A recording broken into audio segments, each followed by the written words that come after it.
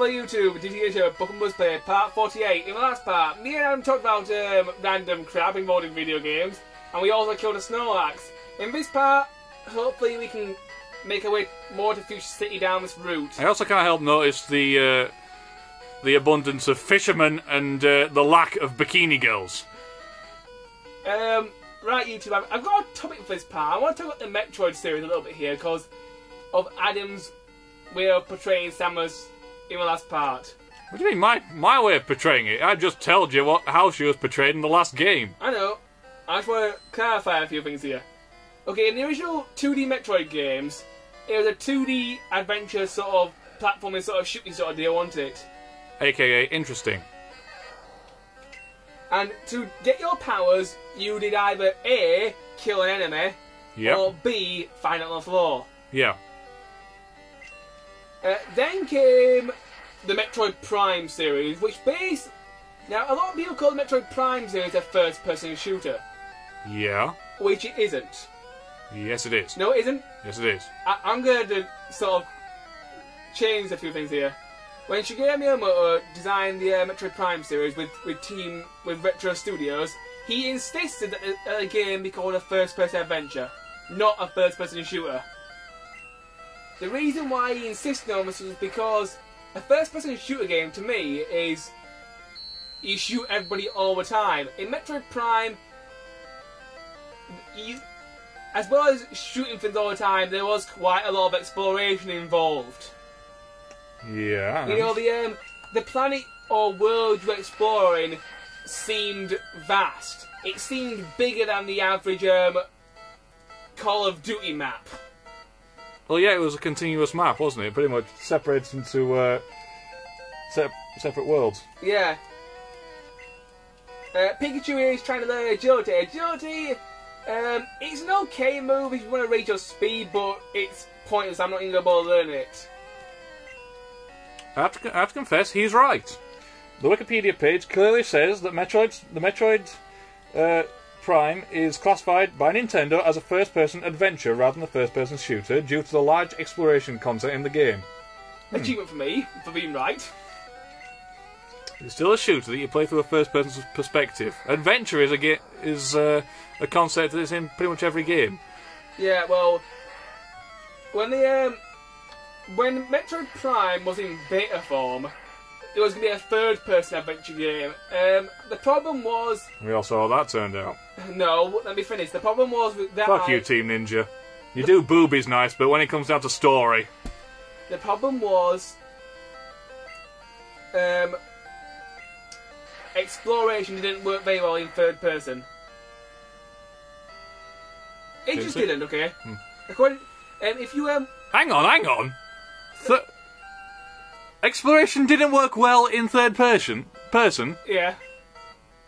And yet you spent the last few episodes praising all the 3D platformers, which are basically adventure games played in a third-person perspective.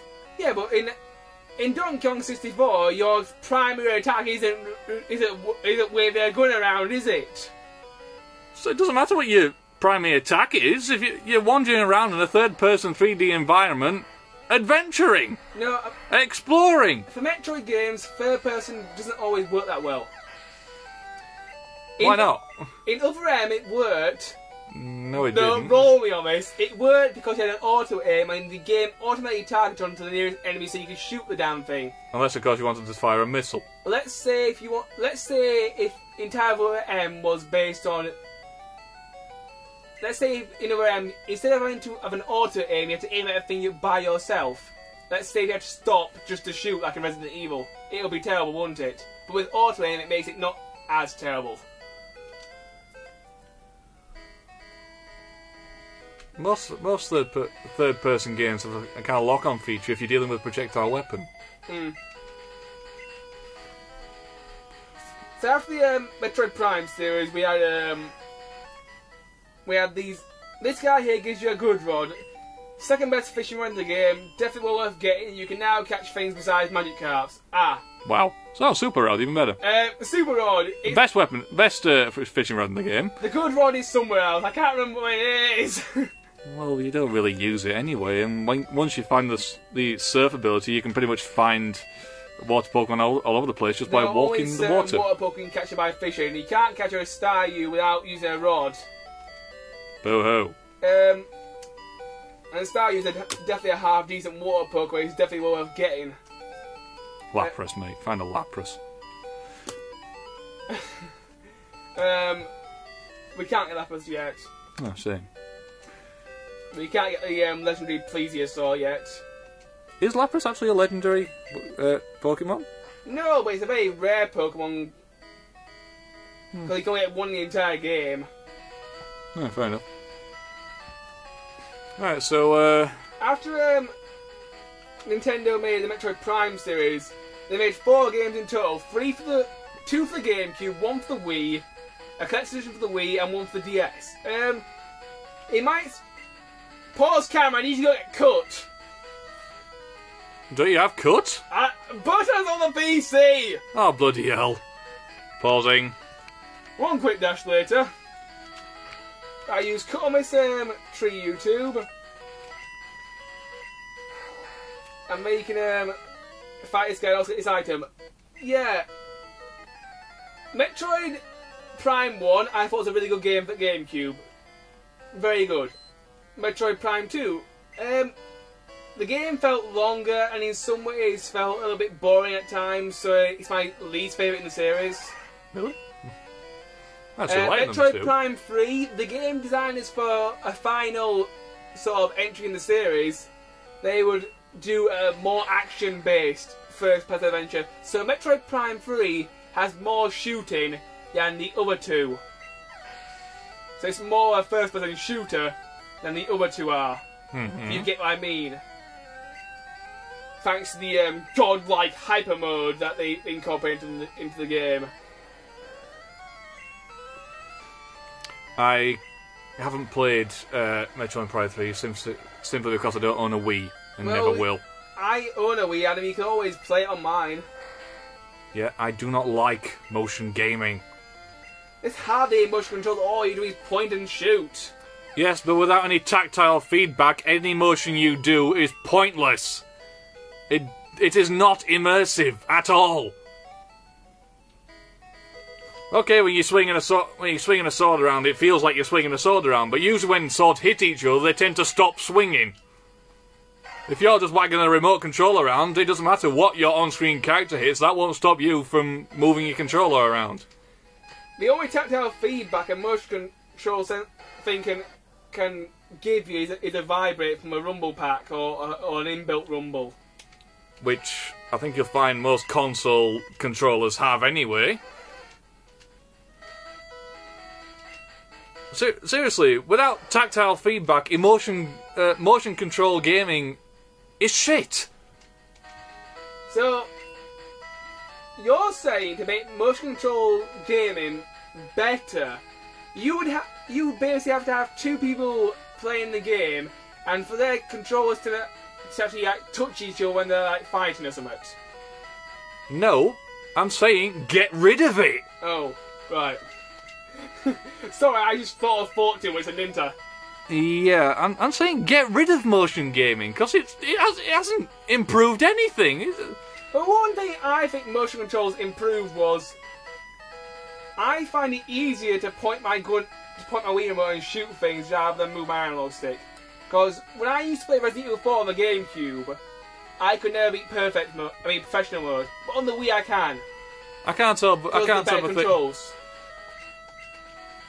I'd just like to cast your mind back to a little known game, a Resident Evil game. I can't remember the subtitle. It was on the PS2, based on a ship. It was in a third-person. Resident Evil Dead Aim. Dead Aim, that was it. I've reviewed that one. It's okay. Resident Evil Dead Aim. It had a gun, which was light gun compatible, and on the back of the light gun was a control pad.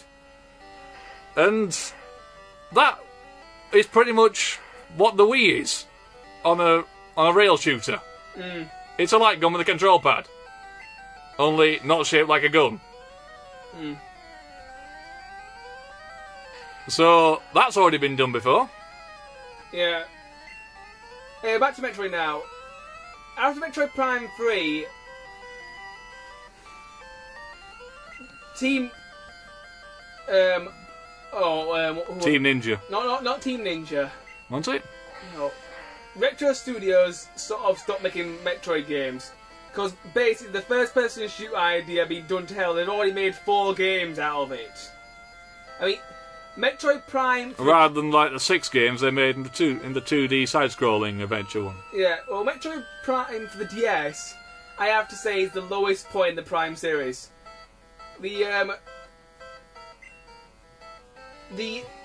fact that you can't lock onto enemies is a big letdown. It's difficult to keep your cursor locked on target and shoot enemies constantly. Although, when I was playing on the bus yesterday with my analog stick, it was a lot easier when I was playing it on the 3DS than it was on the D-pad of the standard DS. Yeah, it's another game I never played because I think you actually lent me the demo and it bored the shit out of me. Yeah, well, the actual game is more interesting than the demo. Yeah. Well, anyway, so go on. Where are you going with this? And make it quick. Cost around 11.25. Well, when Metroid Prime was in beta form, right? No, not beta form. When Metroid Prime was originally thought out, it was said Nintendo was going to do the story, and the person they chose to write the story was the person who also wrote the story for Super Metroid and Metroid Fusion. Now, this guy hasn't written a Metroid story ever since then. His last Metroid game that he made with story was 1990-something. Metroid Fusion. It was Metroid Fusion and Super Metroid. They're the last stories he wrote. So he's had experience then? He's wrote 2 stories? He's had experience, but he hasn't done it for a while. Could be one of the reasons why Metroid Prime's storyline was displeasing to certain fans. And not because the entire development of the game was given to a group of people who are more interested in jiggle physics than actual gameplay. As far as Team Ninja concerned, yeah, I have to admit Samus's suit did come off quite a lot. Although, when the power suit itself, it didn't look very bulky anymore. In Metroid Prime... Oh no, slimmed it down so it can I don't know... Pause cam, I need to go back and heal. It can wrap round their ass tighter or something. And we're back, YouTube, after one quick dash to the puck wasn't in Vermilion City. Yeah, in the Metroid game, they've sort of made Samus's power suit a lot more slimmer and streamlined. It's not so much a power suit, it'll be a power bikini in the next installment. Whereas in Metroid Prime, every suit upgrade you got, the shoulder pads and the chest plate got really, really big, and this Samus's breasts are becoming enlarged. Yeah, what? She's undergone major breast enhancement surgery, and her chest plate had to morph to accommodate them. Yes. I'm really not going to think about that. I think Team Ninja, yeah, they sort of looked at Samus's sex appeal a little bit too much. That's why her clothes fell off too often. Well, look at Team Ninja's other recent games. Ninja Gaiden 2. Within the first, I don't know, about 3 minutes, you get a woman who's basically, I don't know, looks like she's, I don't know, just being kicked out of a strip club for being too naked.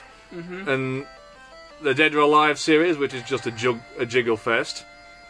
And a Dead or Alive Extreme Beach Volleyball games. I've just thought of some jiggle physics on the 3DS. No! What camera time? 14:41, so move it. Anyway, YouTube, we're out of time. In the next part, we'll continue down this route. And we'll probably skip to the end of this battle, so, yeah, see you later, guys.